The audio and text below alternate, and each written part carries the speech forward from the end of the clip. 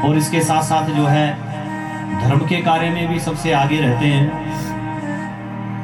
क्योंकि जहाँ पर कृपा राम की हुई ता पर कृपा करहि सब कोई। प्रभु की कृपा कब प्राप्त होती है? जब हम प्रयत्न करते हैं, कर्म करते हैं। बिना कर्म के हमें कोई वस्तु प्राप्त नहीं होती। और कर्म भी देखिए दो प्रकार से मैंने आपको बताया है कि एक सकाम कर्म होता है कमाने के लिए, जिससे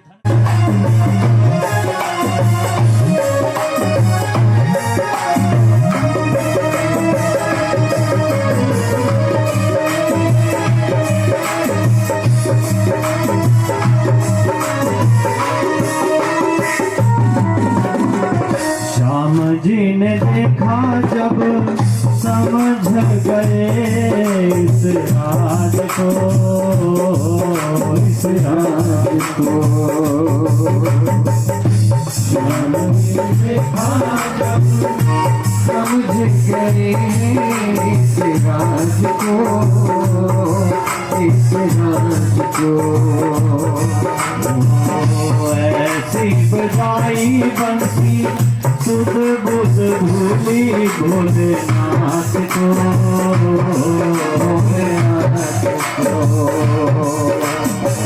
तो सही है सर से गाड़ी मुस्कुराए बनवार वृंदावन आ गए हैं, वृंदावन आ गए। भोले भंडारी ये सुंदर नार वृंदावन आ गए हैं, वृंदावन आ गए हैं, वृंदावन आ गए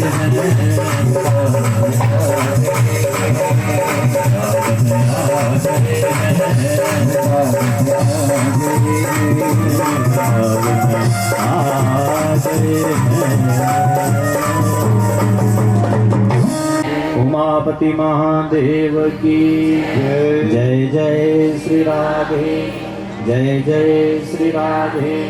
हर हर हर हर जय जय। चंद्रमा का प्रकाश इतना बढ़ गया, लेकिन वह छलिया है। जिन्होंने देख लिया मेरे प्रभु का पदार्पण हुआ है, आज मेरे प्रभु आए हैं, लेकिन हे प्रभु आज मैं यूं तो जाने नहीं दूंगा। ऐसी बंसी बजाई, ऐसी बंसी बजाई कि महादेव के स्वभाव से भली भांति परिचित थे कि मेरे भोलेनाथ सुध बुध भूल जाते हैं, जिनका नाम ही भोले भंडारी है। ऐसी बंसी बजाई कि महादेव अपनी सुध बुध भूल गए। चुनिया कहीं गिर गई, घूंघट खुल गया, राज खुल गया। महादेव अपनी बड़ी बड़ी जटाओं को लेकर के बखेर करके जो है नाचने लगे। प्रथम पूज्य भगवान श्री गणेश विघ्नहरण मंगल कर्ण प्रथम पूज्य भगवान श्री गणेश महाराज के चरणों में नमन करता हूँ। साथ ही भगवान श्री कृष्ण से यही कामना करता हूँ कि तमाम लोगों की इच्छाएं पूरी करें। यूं ही सभी लोग भक्ति मार्ग में अपने अच्छे कर्मों के साथ इस संसार में आए हैं, अपने अच्छे कर्म करें और सबकी मनोकामनाएं पूरी हो।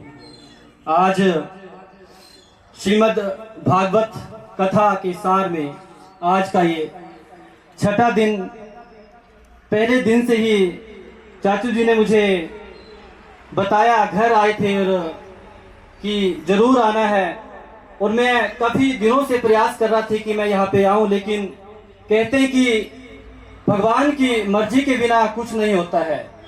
हम बहुत कुछ सोचते हैं कि हम ये करेंगे, वो करेंगे, मुझे वहाँ जाना है, मुझे ये करना है, लेकिन जब तक भगवान की इच्छा नहीं होगी, तो खास करके जब आप अध्यात्म के मार्ग में हैं, अर्थात विश्वास अगर आप ईश्वर पर करते हैं तो सब कुछ आप ईश्वर पर छोड़ते हैं। मैं प्रणाम करना चाहूँगा सुप्रसिद्ध कथावाचक आचार्य तिलकराज शर्मा जी का, हमारे ही विधानसभा क्षेत्र जोगिंद्रनगर से हैं और वर्षों से जो सनातन धर्म को आगे बढ़ाने के लिए कार्य कर रहे हैं। अक्सर समय पर इनसे मेरी मुलाकात होती रहती है। वो जब भी चर्चा करते हैं अक्सर मुझे कॉल करते हैं, बात करते हैं कि किस तरह से सनातन धर्म को आगे बढ़ाना है। वो सनातन धर्म जो पिछड़ता जा रहा है, भांति भांति की भ्रांतियां हमारे समाज में फैलती जा रही हैं।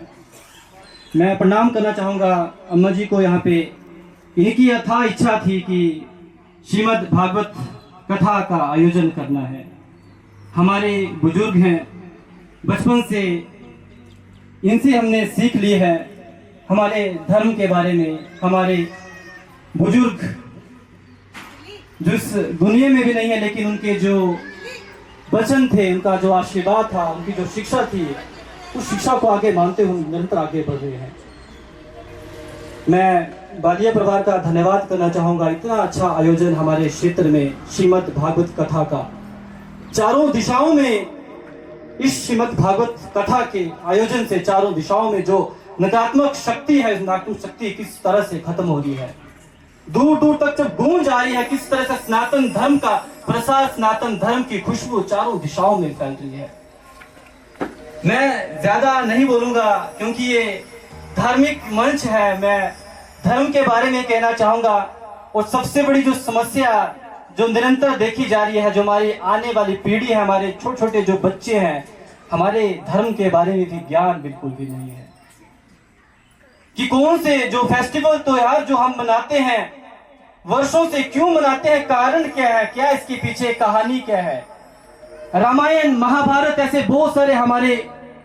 एक आयोजन था मेले में, होली मेला होता है, वहां बहुत सारे युवा बच्चों को आगे बुलाया गया। उसमें स्कूल के बच्चे थे, कॉलेज के थे, बड़े बड़े लोग वहां पे थे कि जो होली मेला होता है तो होली आखिर मनाते क्यों है। भरे मंच में सवाल किया गया, मैं उसमें मंच संचालक था कि आखिर होली मनाते क्यों हैं। तो जितने भी बच्चों से, जितने भी युवा साथियों, लोगों से मैं बात की, किसी ने कहा कि खुशियों का पर्व है, रंगों का पर्व है, ये तो सब जानते हैं, लेकिन मनाने का कारण क्या है। दिवाली क्यों मनाते हैं, जन्माष्टमी क्यों मनाते हैं, इतिहास क्या है। लेकिन 10 में से अगर हम किसी से पूछेंगे तो मुझे लगता है कि मात्र 1 या 2 लोगों को पता होगा, बाकी नहीं पता होगा। यानी कि अगर सनातन धर्म को, हिंदू धर्म को अगर बचाना है तो सबको प्रयास करना पड़ेगा। हम बड़े हुए अपने बुजुर्गों की कहानियां सुन के, जो हमें बताते थे हमारे रामायण के बारे में, महाभारत के बारे में, देवी देवताओं के बारे में, वो हमारे जहन में है। और हमारा भी प्रयास रहता है कि तमाम जो बातें हैं सभी लोगों को बताई जाए। तो ज्यादा नहीं बोलूंगा, बस यही कहना चाहूंगा कि धर्म के रास्ते में चले। इस दुनिया में, इस धरा में हर एक इंसान ने जन्म लिया है और ये सत्य है कि जिसने जन्म लिया है एक न एक दिन इस दुनिया से रुखसत होना है, विदा तो होना है, जाना तो है। लेकिन हम इस संसार में क्या देकर जा रहे हैं, अपने साथ क्या लेके जा रहे हैं। सिर्फ एक ही जवाब होगा कि कर्म जो हम करेंगे, जो हम इस जन्म में कर्म करते हैं, चाहे वो इंसानों के लिए अच्छा करें, चाहे वो बेजुबानों के लिए अच्छा करें, यही कर्म हमारे खाते में ऐड हो रहे हैं। बाकी धन दौलत, समृद्धि, यश, वैभव सब का यही रह जाएगा। इसलिए हम यही कहना चाहेंगे और यही सबसे गुजारिश करेंगे कि अच्छाई, नेकी। मेरे गुरु थे, उन्होंने मुझे एक शिक्षा दी थी कि 5 जो बातें हर एक इंसान को याद होना चाहिए, उन 5 रास्तों में हमेशा चलना है। सच्चाई, अच्छाई, ईमानदारी, नेकी।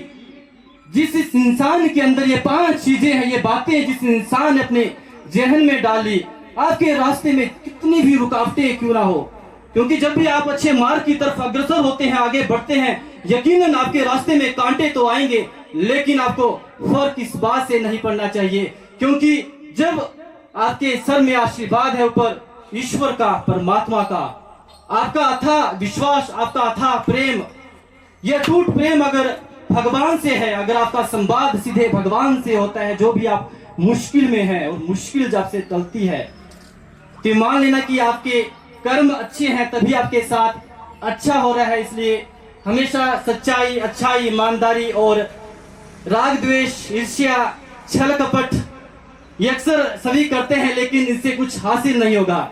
जो इंसान भक्ति मार्ग में चलेंगे, जो अच्छाई के रास्ते में चलेंगे, यकीनन वही लोग जो उनका ही बेड़ा पार होगा और वही लोग जो कुछ ना कुछ करके जाएंगे। तो बहुत धन्यवाद तिलकराज शर्मा जी, पंडित जी, आपका धन्यवाद। और हम यही चाहेंगे कि निरंतर आप इसी तरह से सनातन धर्म का प्रसार करते रहें। और हमारे मीडिया की भी ये कोशिश रहती है, चौथा स्तंभ है देश का, और ये कोशिश रहती है कि जहां भी अच्छा कार्य और उस अच्छे कार्य को देश दुनिया तक पहुंचाना, और जहां भी कोई गलत निंदनीय कार्य कर रहा है उसे सबक सिखाना, उसको उजागर करना है। उससे पहले अगर हम सही हैं तभी हम दुनिया को बदल सकते हैं। इसलिए आपके विचार शुद्ध होना चाहिए, आपके कर्म शुद्ध होना चाहिए, तभी आप दुनिया को बदल सकते हैं। अगर हम चाहते हैं कि लोग आपकी सुने तो इसके लिए सबसे पहले आपको अपने आप को पहचानना पड़ेगा। आपकी सोच, आपके कर्म उस हिसाब से होना चाहिए। तो बहुत बहुत धन्यवाद और आप सभी को नमस्कार करता हूँ। बहुत बहुत धन्यवाद।